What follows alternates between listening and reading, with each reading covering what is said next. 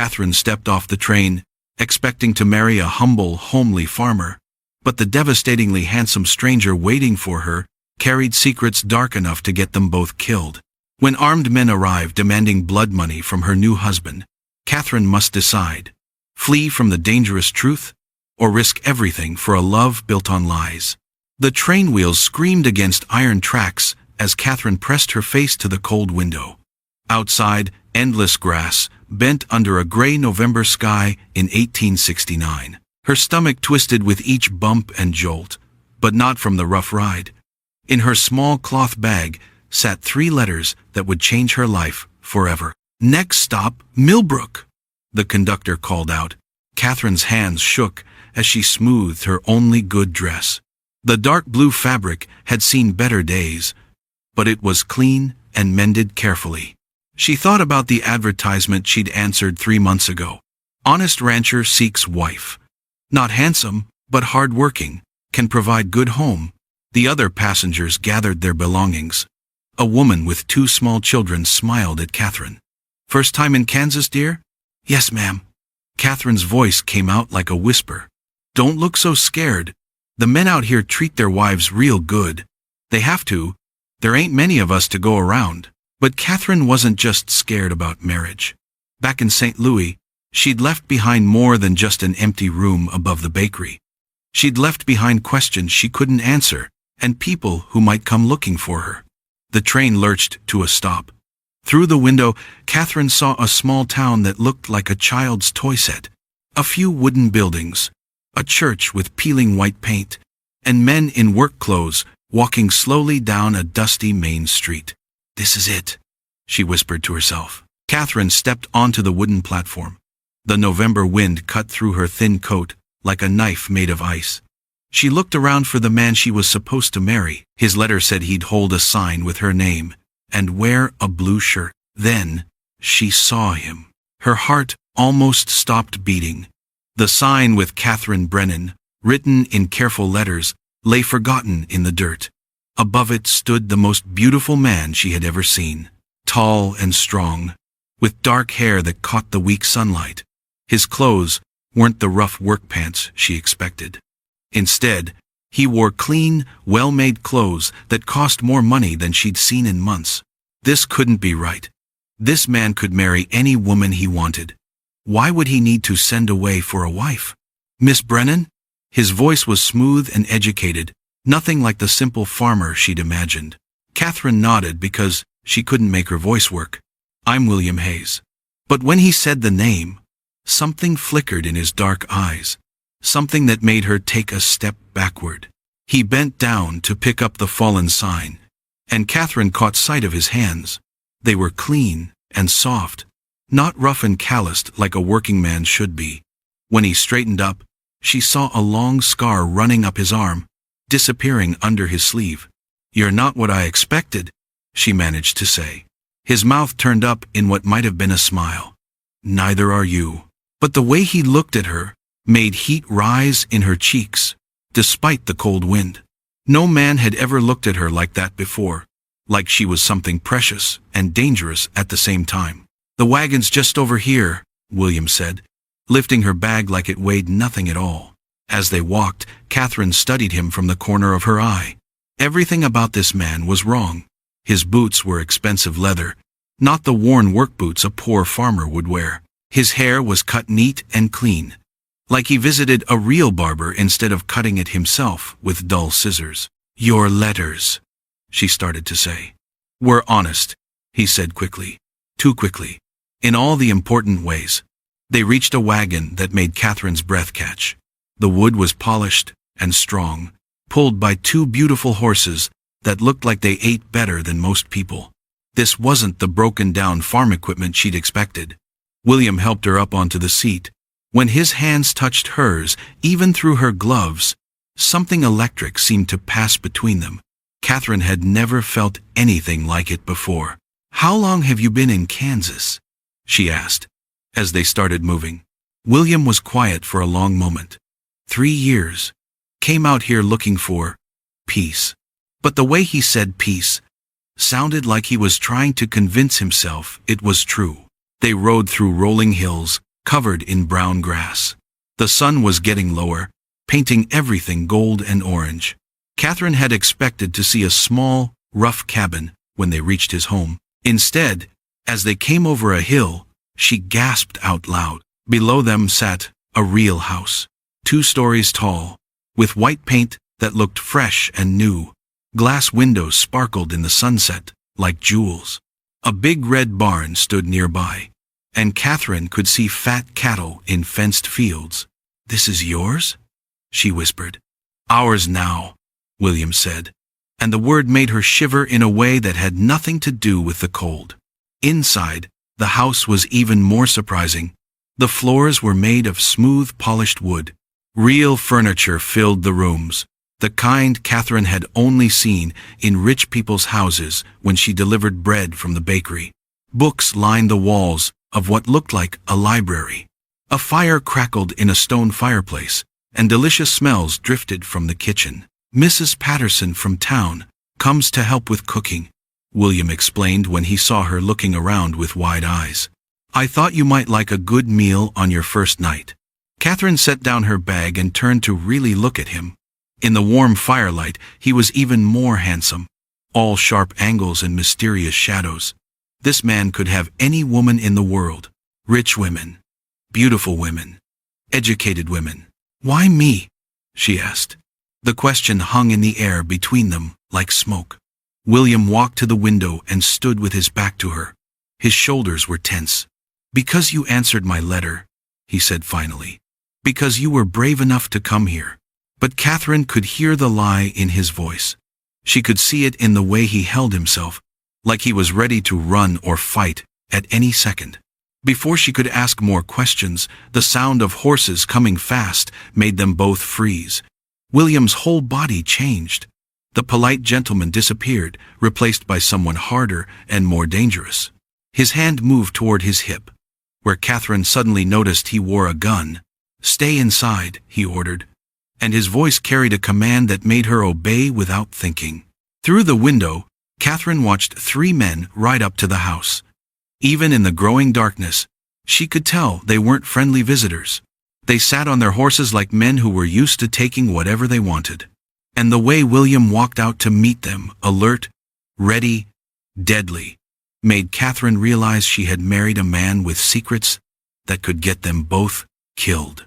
Thunder crashed overhead as William's wagon wheels splashed through muddy ruts.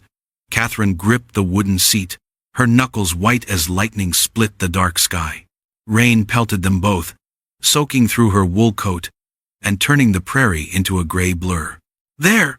William shouted over the storm, pointing ahead. Catherine's jaw dropped. Rising from the Kansas plains stood not the tiny cabin she expected, but a real house.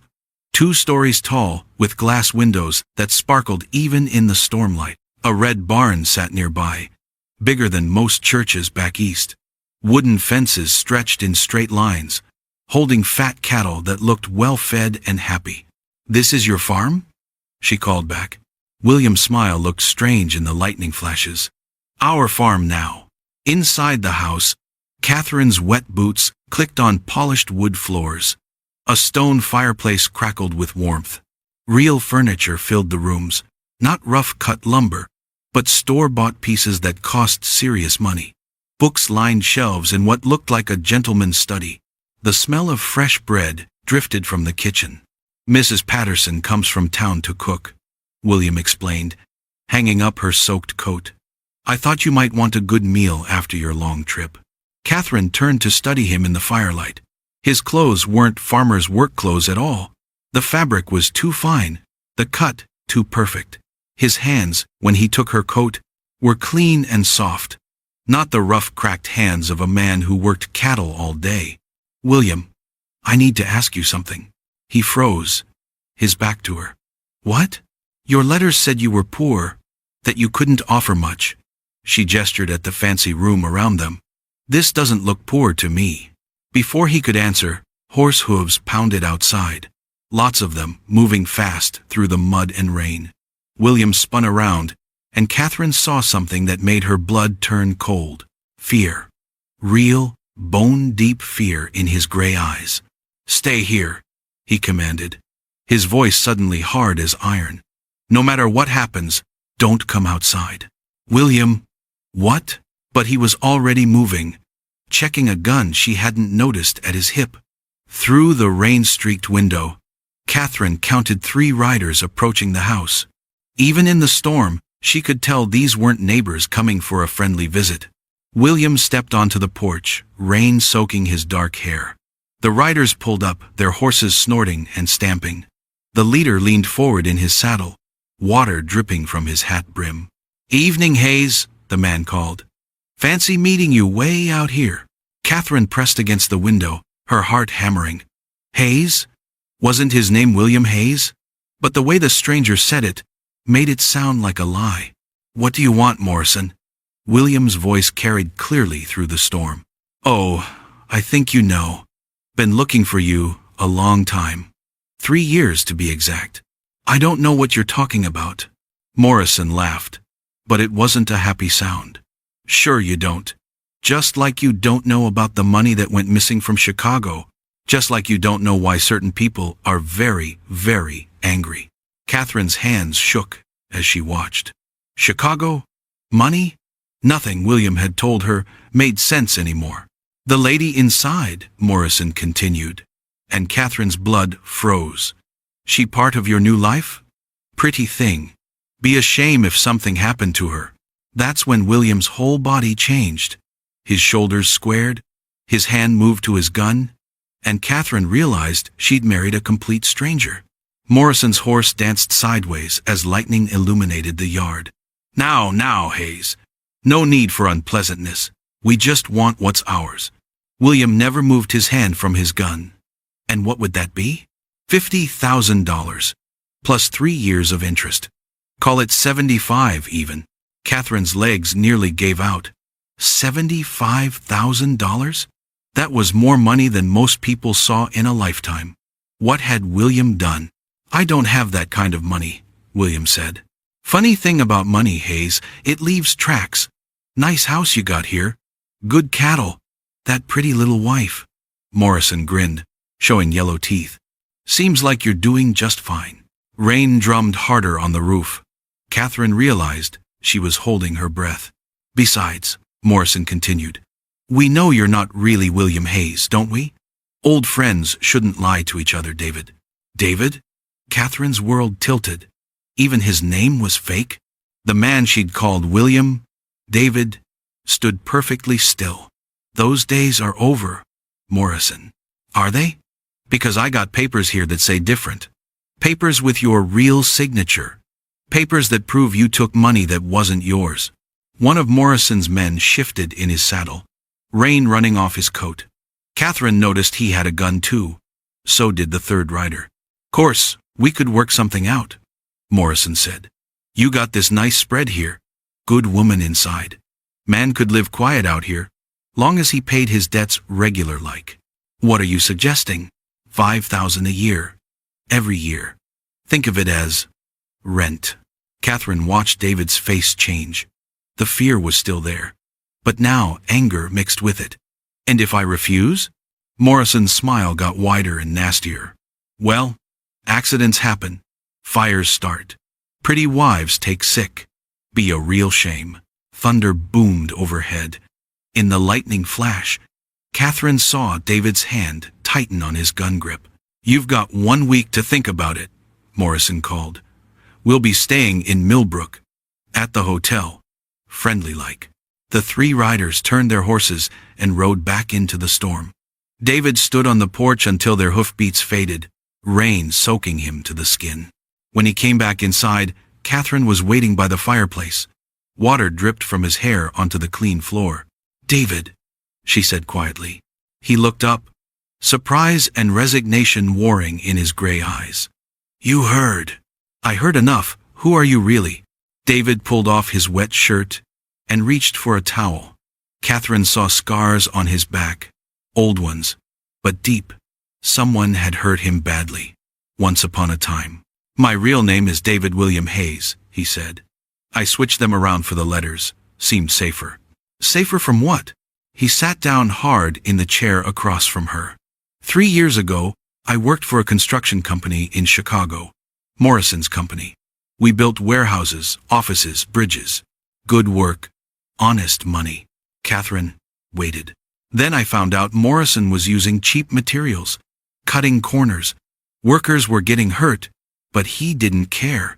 Said it wasn't his problem if men were clumsy. What did you do? David's smile was bitter. I tried to do the right thing. Took evidence to the police, to the newspapers.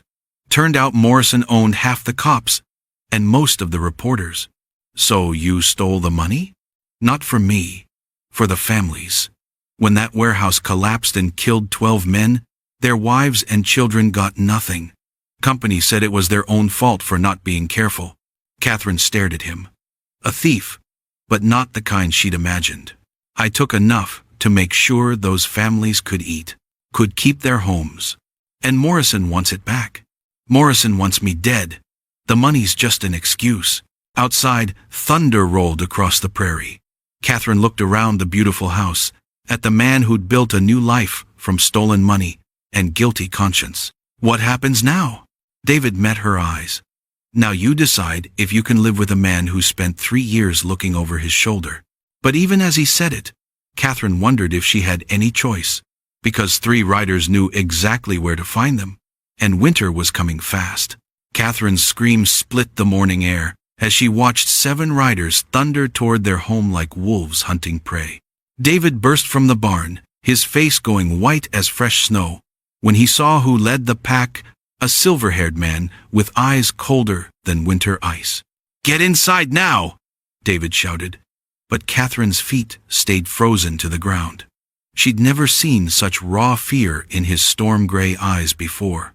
The riders circled their house like Indians in the stories her grandmother used to tell. Their leader slid down from his horse smooth as silk, his fancy suit looking strange in the Kansas dust. When he smiled, Catherine's stomach twisted into knots. "Well, well, if it isn't David Morrison," the man called out, his voice sweet as poisoned honey. Catherine's world tilted sideways. David Morrison? Not David Hayes? "Hello, Marcus," David replied, his hand moving slow toward the gun on his hip. "Didn't expect company this far from Chicago." "Oh, I go wherever my money takes me." "And you took quite a lot of it, didn't you?" Catherine felt sick. The beautiful house, the fine furniture, the cattle in the pasture, all of it bought with stolen gold. She'd married a thief without knowing it. But Marcus wasn't done talking. His cold eyes found Catherine, looking her up and down like she was a horse at market. "And what a pretty little prize you found to keep you warm out here in nowhere land." "Leave her out of this," David snarled, stepping forward. "Can't do that, friend. You see, when someone steals from me, I take everything they care about. Makes the lesson stick better." The other men climbed down from their horses, hands resting on their guns.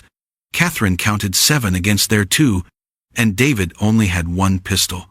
Her mind raced like a rabbit running from a fox.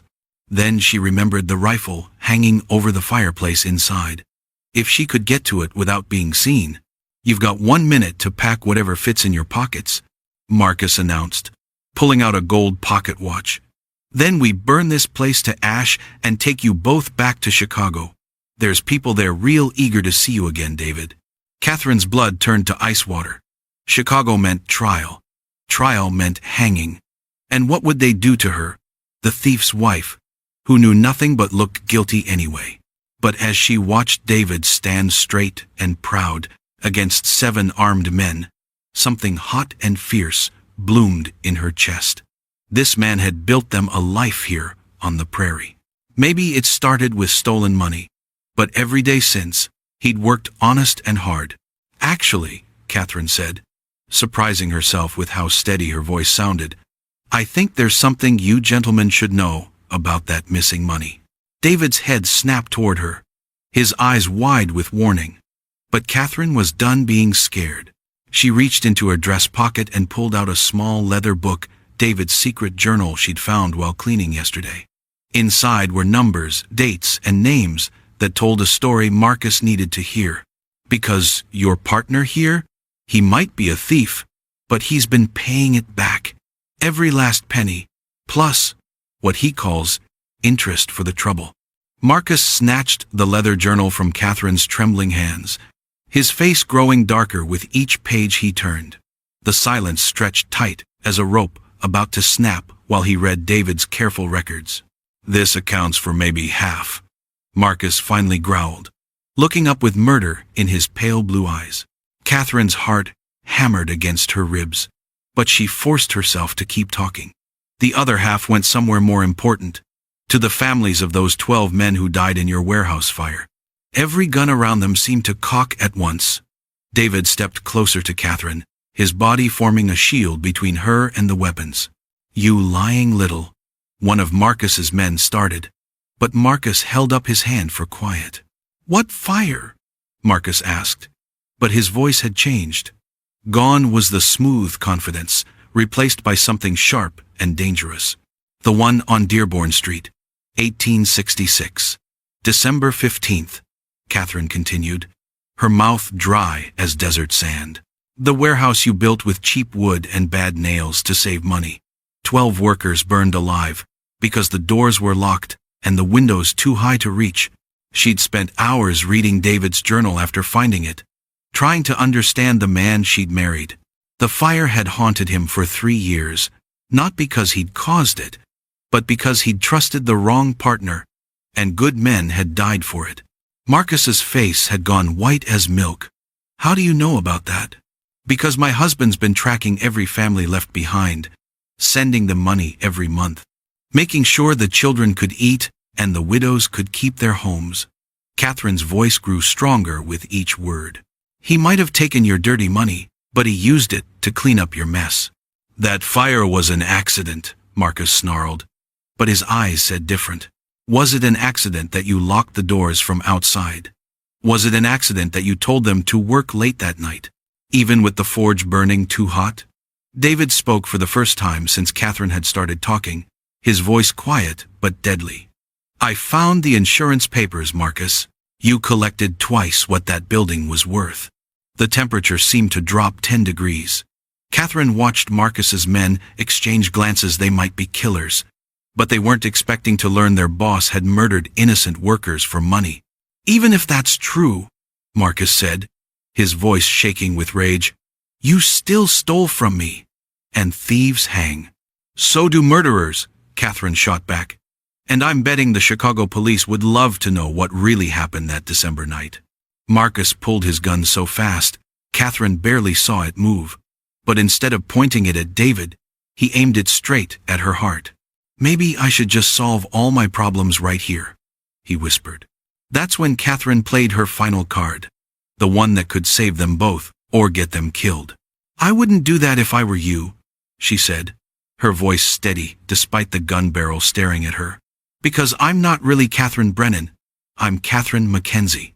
And my first husband is going to be very angry if something happens to me." The name hit Marcus like a physical blow. His gun hand wavered, and Catherine saw fear flicker across his face for the first time. "You're Jonathan Mackenzie's wife?"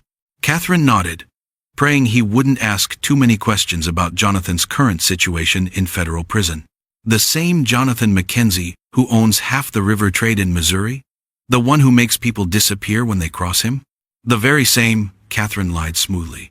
"And he's been looking for me ever since I left Chicago." Imagine his surprise when he finds out who's been threatening his beloved wife. The morning sun painted golden stripes across the kitchen floor as Catherine discovered the hidden compartment behind the flour barrel. Her fingers trembled as she pulled out stack after stack of money, more cash than she'd ever seen in her life. David's boots echoed on the porch steps, returning from his morning chores, and she quickly shoved everything back into place. "Find what you were looking for?" His voice made her jump like a startled cat.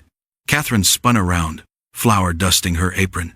"Just checking our supplies." But David's gray eyes saw too much.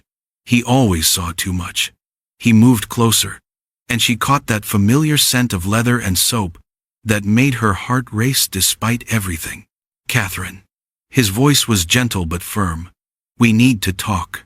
They sat at the wooden table where they'd shared breakfast just an hour ago, everything feeling different now. David poured coffee with steady hands, though she noticed the slight tremor in his jaw. "The money belongs to the families of the men who died," he said quietly. "I've been saving it for 3 years, adding to it each month. Next week, I plan to ride to Chicago and deliver it personally." "Next week?" Catherine's cup rattled against its saucer. "But Marcus and his men will be waiting for me." "I know." David reached across the table, covering her hand with his. "That's why I need you to leave. Tonight. Take the wagon and go to your sister in Missouri." "I don't have a sister in Missouri." "You do now. I've arranged everything: papers, a new name, enough money to start fresh." His thumb traced across her knuckles. "You'll be safe there." Catherine pulled her hand away, anger flaring in her chest like a struck match. "So your plan is to get yourself killed and leave me alone again?" "My plan is to finally do the right thing." "The right thing?" She stood so fast her chair scraped against the floor. "David, those men will shoot you the moment you step off the train." "Maybe. Or maybe they'll listen when I explain about the families, about making things right." Catherine wanted to shake him. This man who'd faced down 7 armed riders was willing to walk into certain death because of guilt that wasn't even entirely his fault. The warehouse fire had been Marcus's doing, his cheap materials, and ignored safety warnings. "There has to be another way," she whispered. David stood and pulled her into his arms, holding her so tight she could feel his heart beating against her chest. "Sometimes there isn't another way. Sometimes you just have to face what you've done and accept the consequences." But as Catherine breathed in his familiar scent and felt the strength of his arms around her, an idea began forming in her mind. A dangerous, probably foolish idea that might get them both killed, or might save them both.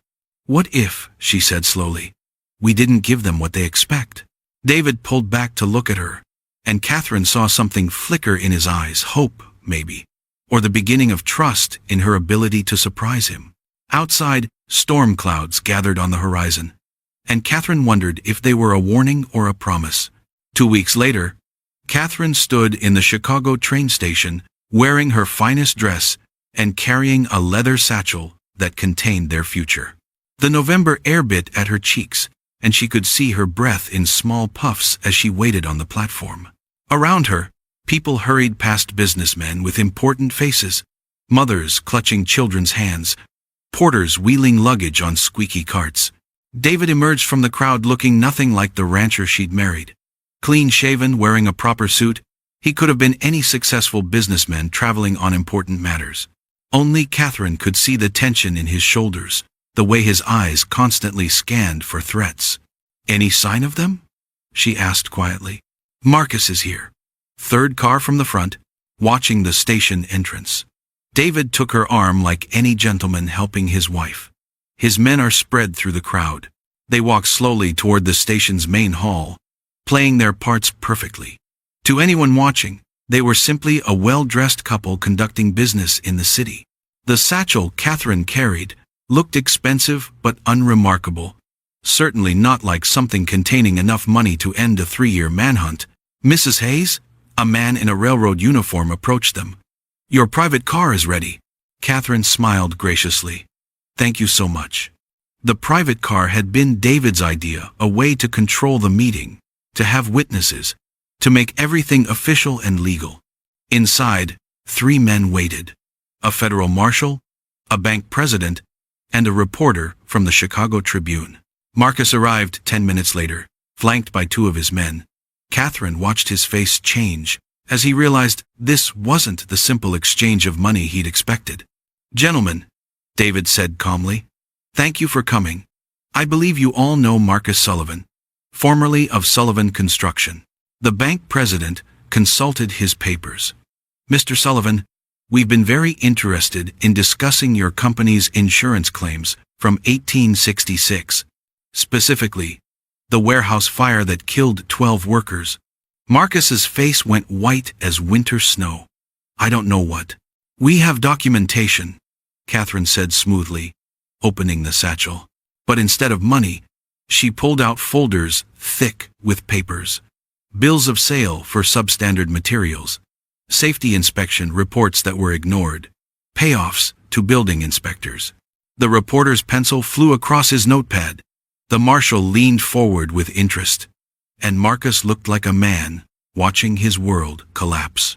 You see, David continued, when I took that money 3 years ago, it wasn't theft, it was evidence gathering. And now, with the help of my wife's connections and some very thorough investigation, we're prepared to present a complete picture of what really happened. Catherine felt a thrill of pride at his words. They'd spent 2 weeks preparing, using her knowledge of financial records and his understanding of construction to build an unshakable case. More importantly, they'd worked as true partners for the first time. The families of the workers who died will receive full compensation, the bank president announced. Not from stolen money, but from Mr. Sullivan's seized assets and insurance settlements.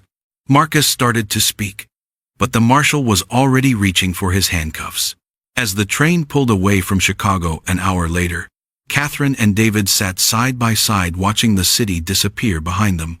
They were going home to Kansas, to their life together, but everything had changed. No more running, David said quietly. No more hiding, Catherine agreed. She thought about the woman who'd stepped off the train in Millbrook 6 months ago, desperate, frightened, clinging to secrets that felt like chains. That woman was gone. In her place sat Catherine Hayes, partner in both love and justice, ready to build a future worth fighting for. Sometimes the only way to find yourself is to stop pretending to be someone else. And sometimes the greatest adventure begins when you finally have the courage to stand still and fight for what matters. The prairie stretched ahead of them, golden and endless, full of possibilities they were finally brave enough to embrace together.